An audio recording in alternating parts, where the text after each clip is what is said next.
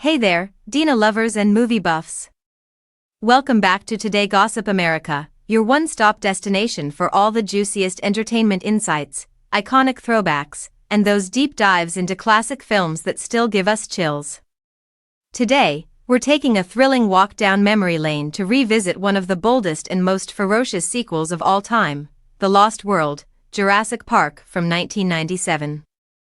That's right, it's been more than 2 decades, but the roar of the T-Rex still echoes in our minds, and the moral questions it left us with feel more relevant than ever. So buckle up as we break down the action-packed ending, decode the themes hiding under the surface, and examine how Spielberg turned this sequel into more than just a dino romp. It became a commentary on greed, survival, parenthood, and the timeless reminder that life always finds a way. 4 years after the catastrophe on Isla Sorna, the Jurassic universe doesn't start with fanfare or a heroic return. Instead, it opens with eerie calm, a family vacationing near the forbidden Isla Sorna. It feels like paradise until their daughter stumbles upon a pack of Compsognathus, those deceptively cute yet carnivorous mini-dinos. It's a chilling reminder that dinosaurs aren't just CGI spectacles, they're still predators. And it sets the tone. The wonder is gone. Chaos now runs the show. Enter Ian Malcolm, the beloved, ever-sarcastic chaotic Ian, now a man on the defensive. He's lost his scientific credibility, mocked on public transport, seen as a sensationalist. But when John Hammond calls him in, things escalate fast. Hammond's transformation from capitalist mogul to ecological guardian feels almost ironic. He now sees the dinosaurs not as assets, but as endangered species. Isla Sorna, once the secret breeding ground, is alive and wild. And Hammond wants to protect it. The twist? Malcolm's girlfriend, paleontologist Sarah Harding, is already on the island. Hugh the reluctant hero arc. Ian agrees, not out of scientific duty, but out of love, and, let's face it, a deep desire to prove something. He's joined by tech-savvy Eddie Carr and activist photographer Nick Van Owen. And just when you think the stakes are already high, we find out Malcolm's daughter, Kelly, stowed away for the ride. Kids and dinosaurs, name a more iconic Jurassic combo. From the get-go, you know this journey isn't going to be a scientific safari. As soon as they land, things go south fast. Sarah is safe, but Ludlow, the corporate antagonist and Hammond's scheming nephew, arrives with helicopters and an army of mercenaries. His plan? Capture the dinosaurs and parade them in a Jurassic Park-themed amphitheater in San Diego. Because what could possibly go wrong, right? The moral clash is evident. One side wants to preserve, the other to profit. And when night falls, everything goes up in flames. Nick and Sarah sabotage the captors' cages, releasing the captured dinosaurs in a brilliant act of rebellion. But it also unleashes unintended chaos. The jungle becomes a war zone of crashing trailers, roaring dinosaurs, and blurred lines between savior and saboteur. And here comes one of the most intense sequences in the film, the trailer scene. Malcolm, Sarah, and Nick try to treat a baby T-Rex with a broken leg, only to have its parents come storming in. It's raw. Visceral.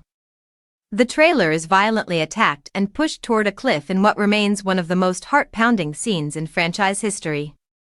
Eddie Carr tries heroically to save them but becomes dino dinner for his efforts. Suddenly, survival becomes the only agenda.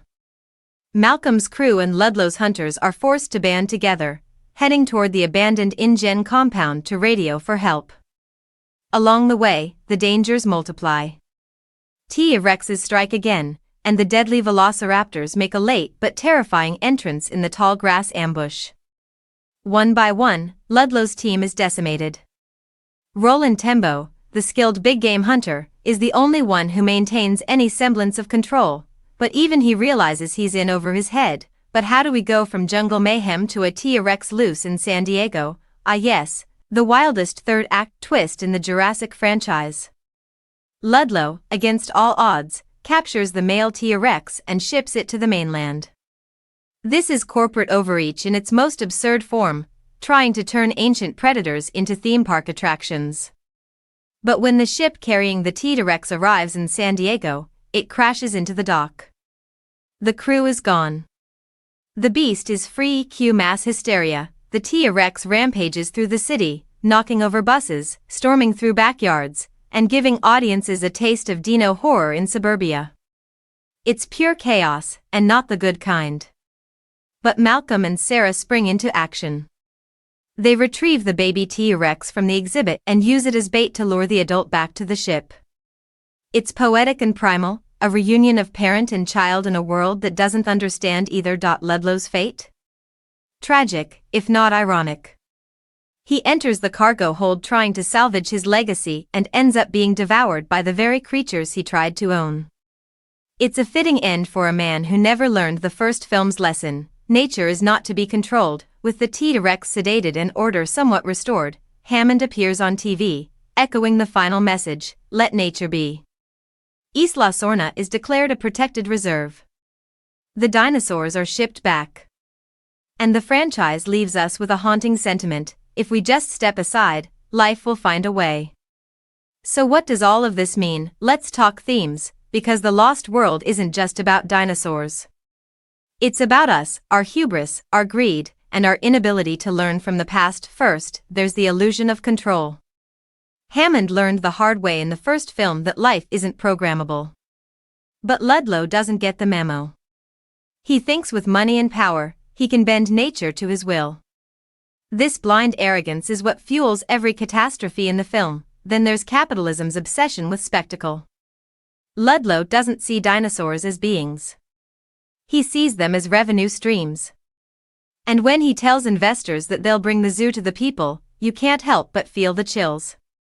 It's exploitation with a smile, the commodification of the wild, but the film also has a beating heart, and that comes through in its theme of parenthood and protection. The T-Rex isn't just a monster, it's a parent. Its fury is deeply emotional, born out of a desire to protect its young. Malcolm's arc mirrors this. He moves from aloof intellectual to fiercely protective father. And in the final scene, only Kelly is awake as Hammond speaks. It's symbolic: the next generation is listening. The question is, what are we leaving for them? Also worth noting is how Roland Tembo's arc quietly critiques toxic masculinity and conquest. He comes in as the stereotypical alpha male, aiming to bag the T-Rex as his greatest hunt. But when the dust settles, he's broken. He walks away not victorious, but disillusioned. The hunt wasn't worth it. The kill wasn't satisfying. The jungle doesn't give trophies, it takes them visually. Spielberg shifts tone too. Gone is the glossy sheen of the first film. The jungle here is messier, more primal.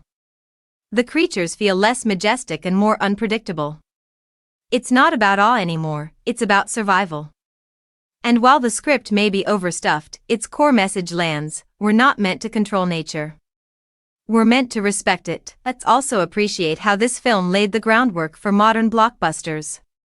From marketing blitzes to cross-platform merchandising, The Lost World was a franchise machine before franchise machines were cool. It helped turn Jurassic Park from a one-time phenomenon into a long-lasting cultural beast. Sure, it's darker.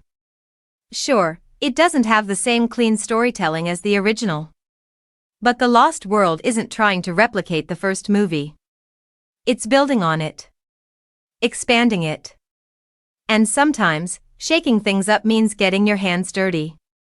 Or in this case, surviving a T-Rex attack in the middle of a city street. And as we bring this wild ride to a close, one thing remains clear: Jurassic Park isn't just about dinosaurs. It's about humanity's dangerous dance with power, progress, and pride. And if there's one thing The Lost World shows us loud and clear, it's that nature doesn't care about our boardroom meetings or grand ambitions. Nature plays by its own rules. Always has. Always will. Thank you for hanging out with us here on Today Gossip America. If you loved this deep dive into one of the most underrated Jurassic sequels, be sure to hit that like button, subscribe for more legendary film breakdowns, and drop a comment telling us, do you think humans will ever learn their lesson? Or are we destined to keep opening cages we should have left shut?